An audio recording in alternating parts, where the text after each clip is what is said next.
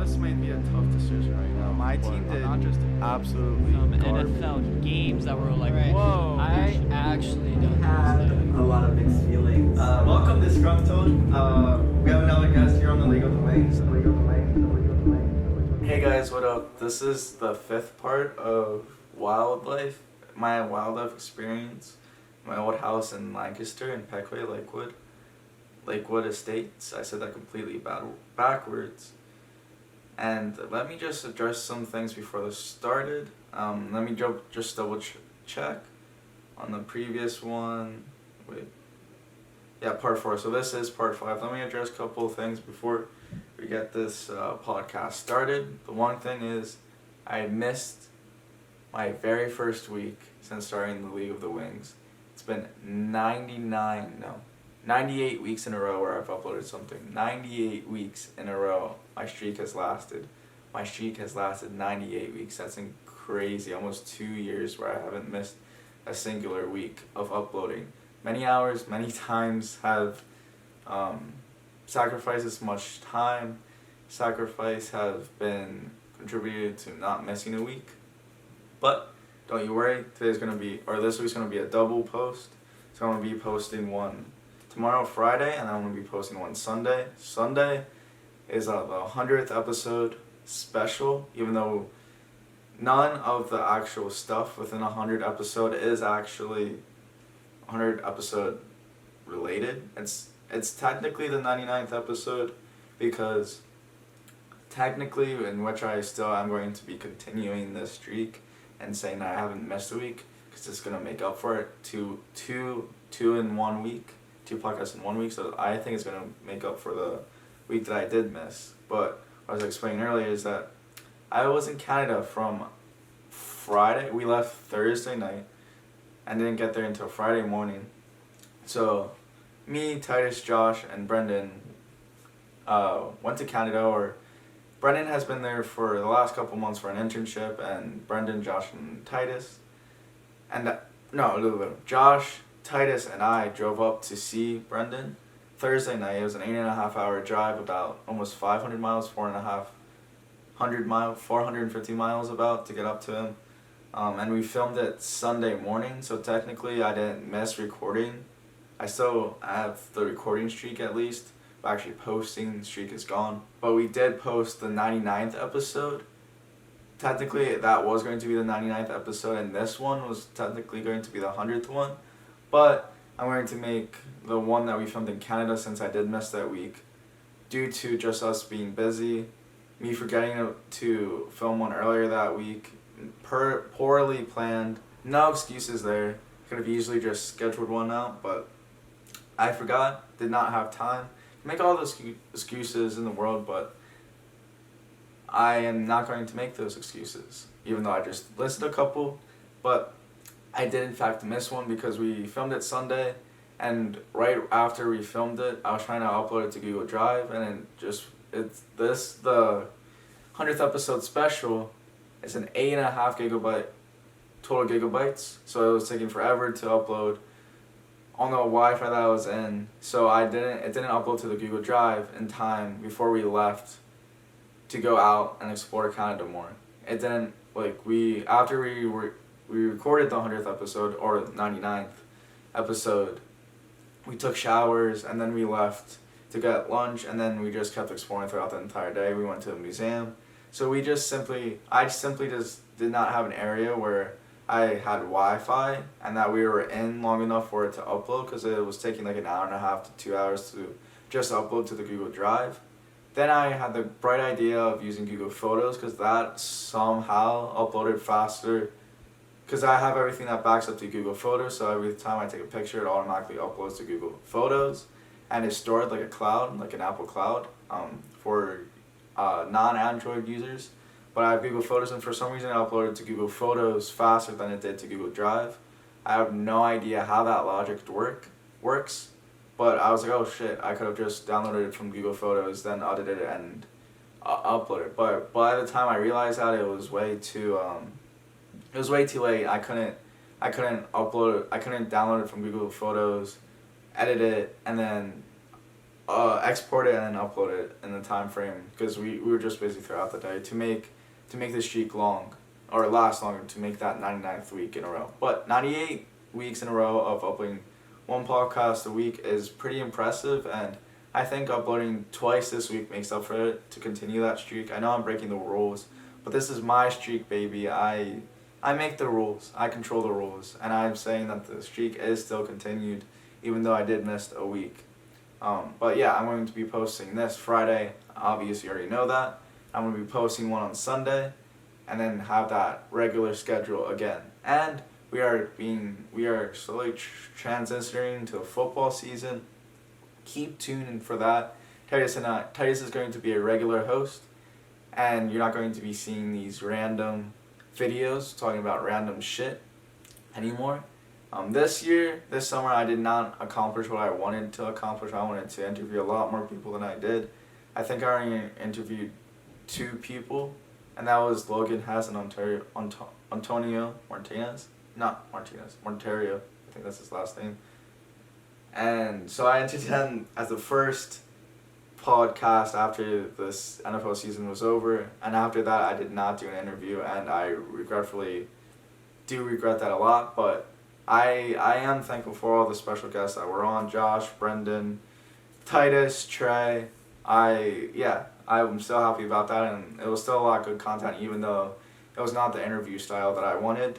But I'm going to be trying to get more people on, even throughout the NFL season. Maybe post 2 episodes in 1 week, just to interview more people if I'm feeling up to it. This is probably one of my busiest semesters, so I don't know if I'm going to be able to get around to do 2 podcast episodes a week, especially doing Kids with the Forced Parents and reaction videos, internship, and school, plus vlogs. So that was my update there, and that's why I missed last week, if you guys were wondering. I've also been doing a lot. Another thing, I've been doing, Titus and I, the Type 2 show, I've been doing live streams every day that we're together in the house, or trying to do it every day that we're there, but we're going to take a pause on the live stream for a week and a half because I'm going to be in North Carolina or the Outer Banks. Yeah, so we're leaving tomorrow and won't be back until next Saturday. And I won't be back in Philly until not this upcoming Monday, but the Monday after that. So I won't be in Philly until then. So we're going to start live streaming then. Keep tuning that. And then the last thing that I'm updating you guys on, I said this in the previous podcast, I believe. I am having a shit ton of content being released in the next week or 2 or so. I think it's like 4 or 5 vlogs, Eagles update, a music video that I filmed. I think I'm going to start doing music videos, not the music that I've created, but I'm picking a plethora of my favorite songs, going out, filming it. I just want to get more practice, more skill doing music videos, because I want to put music videos under my belt, so if a client comes and asks me if I can make music videos, I'm going to be able to say, yes, I can make music videos. How much are you paying me? What kind of music video is it? And where are we filming, baby? So yeah, so a lot of new and exciting content is coming. A Canada vlog is also going to be added onto that. And I listed all the other vlogs last week, so I'm not going to list those again. Or not last week, last episode. So if you really want to know what's being uploaded in the next couple of weeks, go check that out. But yeah, I just spent the first 9 minutes of this, depending if I cut or not, 9 minutes of this raw footage of just explaining and updating you guys. But I feel like that was very important, because I don't want you guys to think I just disappeared last week and be, oh my god, you missed a week. I've seen you every single week. But hopefully the live streams have made up for that Titus and I have been doing. We filmed an 8.5-hour live stream last night, or Wednesday night, for you guys. I guess today is Friday. Technically today is Friday, because it's like what time is it? It's 1:20 in the morning, so technically it is Friday, August 5th. But yeah, Wednesday night we did film an 8.5-hour podcast, or live stream, so hopefully that content has been able to make up for the lack of podcasts last week, even though I missed once, and lack of podcasts with Kids with the Forced Parents. But yeah, so let's dive into a wildlife experience that I've had part 5 on the 99th episode in this many part series, and I texted myself a bunch of stuff that I wanted to go over that I still haven't gone over, and since I took 10 minutes just to update you guys on everything, I'm going to update you guys on Canada. Maybe I'm going to have Josh, Brendan, and Tice come on to just their experience of Canada so far. Maybe not. That's probably not going to happen. Little tea happened over the weekend, the Canada trip, but not too much. But yeah. So let's go on to this. So I'm thinking there's probably going to be a part 6 of this, just because of how much information I left out and remembered throughout that podcast. And I'm so happy that I texted myself, because I was not going to remember. I was not going to remember from last week or week and a half ago. So the first thing that I want to talk about is the previous people that lived at the house that I used to live at.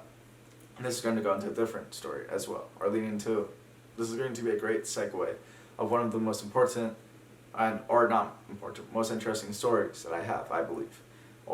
This is one of the stories I always tell people trying to explain my neighborhood, or some of the experiences that I have living up and growing up in this neighborhood, and a wildlife experience just in general. But mainly just to talk about my experience in the neighborhood, because why would talk about wildlife experience if they're already living in the woods, because they know what the hell's happening. But okay, so the previous people, this is going to be, the previous people, were very mysterious, because right when we moved in, I don't remember this because I was 2 or 3 years old.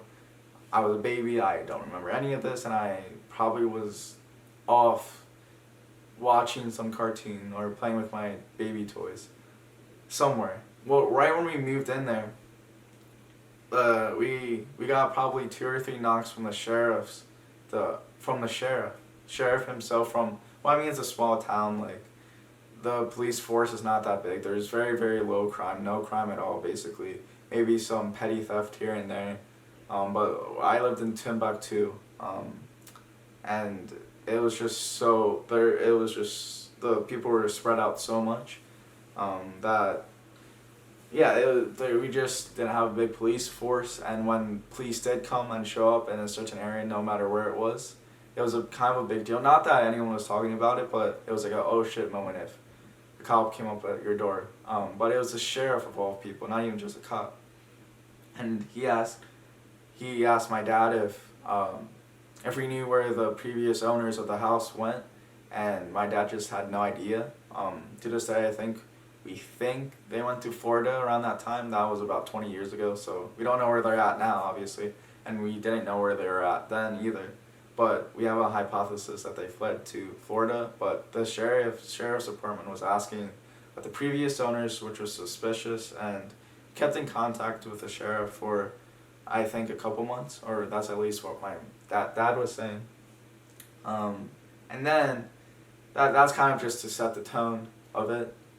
But nothing happened after that. Nothing, we didn't find out any information of why the sheriff was asking. We didn't find out any of that information of why the sheriff wanted to know about the previous owners. Quick side note, sorry for being so dark, but I'm probably going to light that up in post. But we to this day, we still don't know why the sheriff showed up to our door and was asking about the previous owners. But that was kind of a nice little neat story to kind of set the spooky vibe of this video, because this video is a little bit spooky with the experiences that I'm retelling. These are all true events, all true. Even though that last year did not sound too convincing, but I promise. But they had these bunnies too that they kept. I think it was probably 2 or 3 bunnies, but they built this sketchy ass cage for them back in their backyard. They kept their bunnies in their backyard. I don't know if they had to have brought them in during winter, because winter was brutal. It can get, the coldest I remember it getting was 0 degrees where I lived. I know Alaska gets -50 and Minnesota gets -20 degrees daily, even in the summer. But 0 degrees in Pennsylvania, that's freezing and brutal. That rarely happens, and it was a -8 feel on that day. I remember because we I guess this is the wildlife and weather environment, but one day I had my school called off. It happened multiple times that winter too. It was one of the coldest winters that I ever remember. Probably is the coldest winter that I do remember. I don't remember any other winter being this cold, but it was 0 degrees, real feel, -8 degrees. We had to miss school. So what I'm saying is that the winter is not so much now because global warming. Well, I guess that was in senior year of high school, but we've had some really cold winters in PA or in Lancaster County. So I would imagine, hopefully, they would have put the bunnies inside and at least didn't just keep them out. Maybe it was just their outside house for when they wanted fresh air. I don't really know why they had this cage, but it was meant for their 2 or 3 bunnies, and for some reason we had the cage up even after they left for like a couple years, and we finally tore it down and it got dilapidated, and we replaced it with a playground with I had a slide, a swing, a smaller like play set for kids, which was so iconic. I had that till I was like 12 maybe 12, 13, and we gave it to our neighbors, next door neighbors, which is another story I'll get into. But the one day, so they had these bunnies and stuff. But so one day I was playing in the backyard, and so I explained it before, but to repreface it again, so there's grass area, but then there's woods area. So there's no grass in the wooded area, there's just leaves and dirt. And this area of our backyard, the dirt wasn't that good because it was very dry. So everything ran down because it was on a little bit of a slope, so all the dirt and all the good minerals always swept down, and it was hard to really grow anything in that area. But there was a few big trees, nonetheless. But I was just playing in that area, picking up sticks. I don't using my imagination, and I remember digging in an area, or just like playing with rocks and moving around dirt and stuff. I don't know why, but when I was moving around this dirt, I saw an edge to a blue container. I'm like, what is this? What could possibly be buried here? And so I was digging, and it was a blue container, like a blue container lid. So I opened it. I only got like maybe a quarter of it open, but it was enough for me to like pry it open, and I pried it open, and the worst smell came out of it. And you know what it was? It was skin and bones. Or it was mostly bones, but it was bloody, it was disgusting, it was like rotten smelling. It was the 3 bunnies. They put it in this plastic bin and put it next to this tree and buried it in a plastic bin. Why would you put it in a plastic bin? Why wouldn't you put it in a cardboard box? Just let disappear into the earth. Why would you put it in a plastic bin for someone else to later find it? That makes no sense, especially a kid. I was like 5 years old. I think I went to my mom. I'm like, Mom, check this out. She comes out. She's like, ew, get away. And I don't know. Like, I don't remember that part. I just remember lifting it up and seeing it and going to my mom. I don't know the exact reactions, but I assume that's how she went. But she just put more dirt over it, and yeah, we called it a day. So that was a kind of a creepy thing to find when you're 5 or 6. But another story, a side quest story that I want to say, because I don't want to write it down and send it to myself, but our next door neighbors, technically I don't think you're allowed to have fences within our neighborhood, but it's kind of a loose thing, and it actually worked to our benefits a lot more. But so you're not allowed to have fences within our neighborhood, and I think it's just to keep the environment equal and just nice and clean, and not to destroy the try not to destroy the ecosystem as much as possible. And if you needed to put up a fence, what we did, we had an electric fence, so you couldn't see it, for our dog Buttons. But these guys just moved in. I believe they moved in relatively. Yeah. It was like new people moved in next door, is what I'm trying to say. And they didn't know the rules and stuff. So one of the first things that they did was make this fence. And they made it twice. They The first fence, I believe, was wooden. They did not like it. They tore it down and put up a metal fence, which was actually a pretty nice fence. It was like nice metal, and it had like a wooden bar all the way around it. And it was a nice looking fence, but it was like, it went from no fence to fence. It was like, what the hell? Like, we don't want this fence here because it destroys the vibe of the forest feel, you know? It's makes it more unforced, like, and like, what the hell? Like, we always like had jokes of cursing them out, but it was helped our benefit because I had 2 dogs, one bigger dog, one smaller dog, and another story just popped up. I'll tell it afterwards.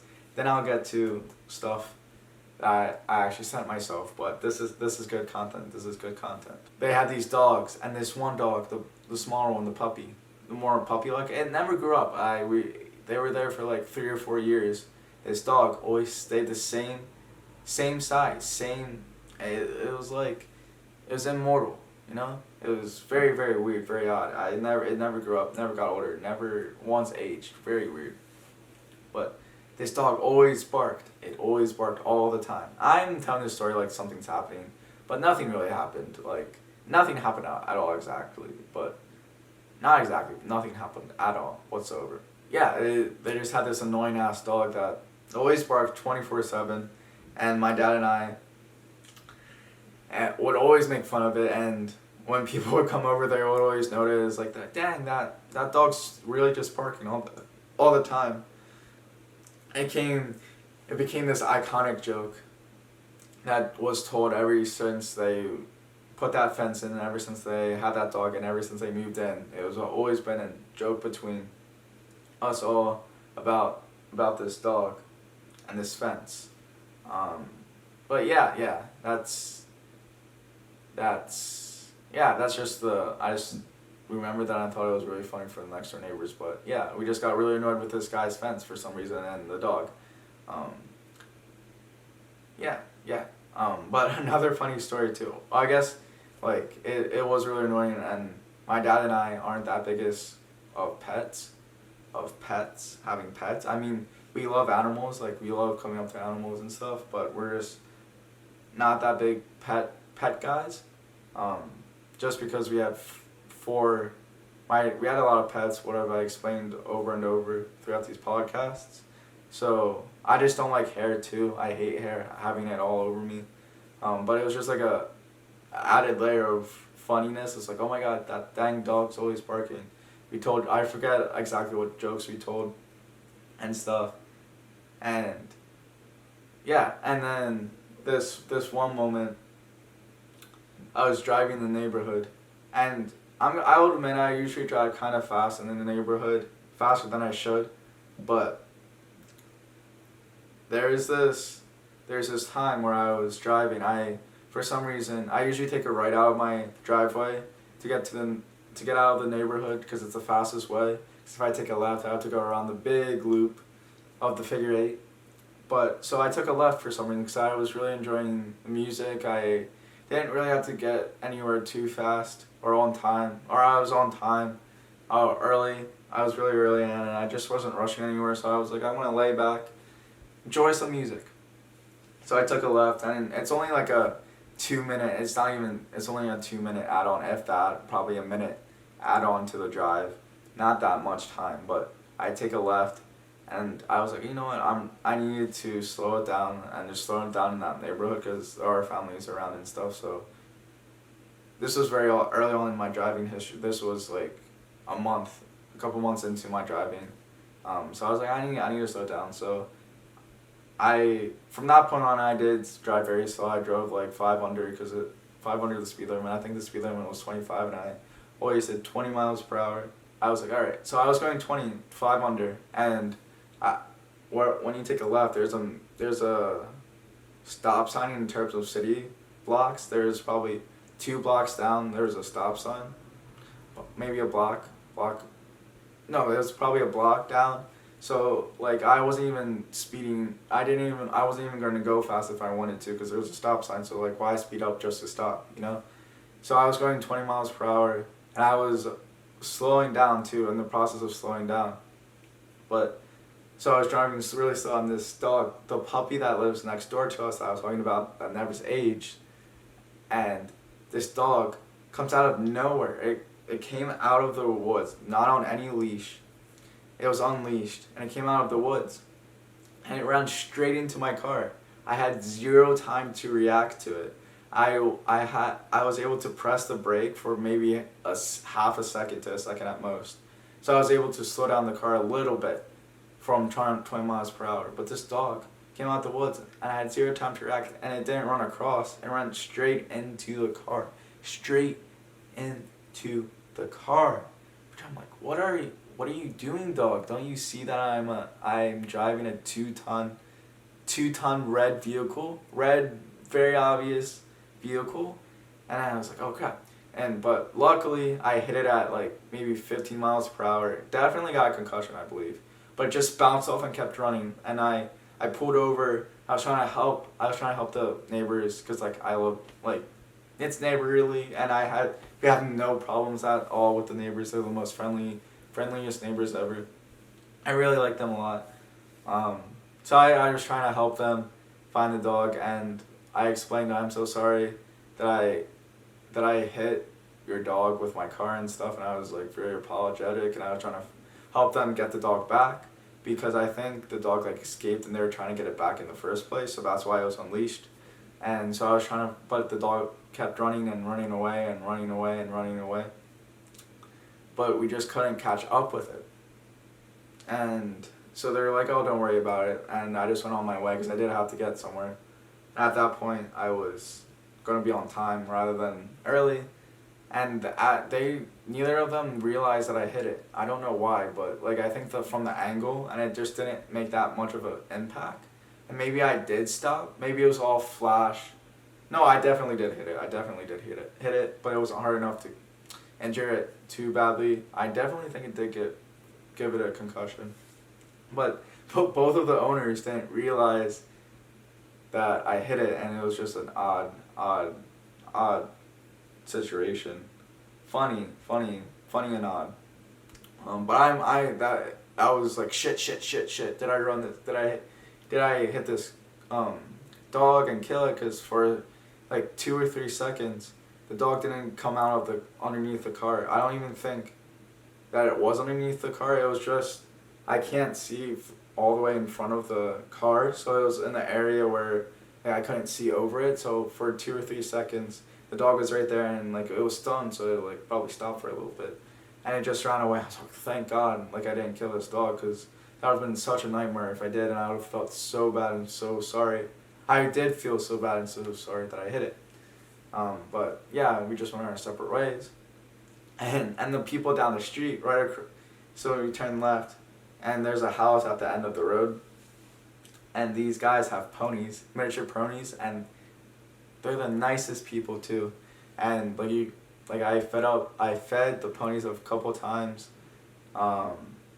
and so what these pony owners did is that they had these carriages that they would like go around the neighborhood in. They'd walk the ponies more often than not, because I think it's very hard to set up these carriages. But originally they had one pony, and they didn't realize that this pony was pregnant, and that pony ended up having a baby. So it was a mother and baby dynamic in which they both had. They ended up keeping the baby.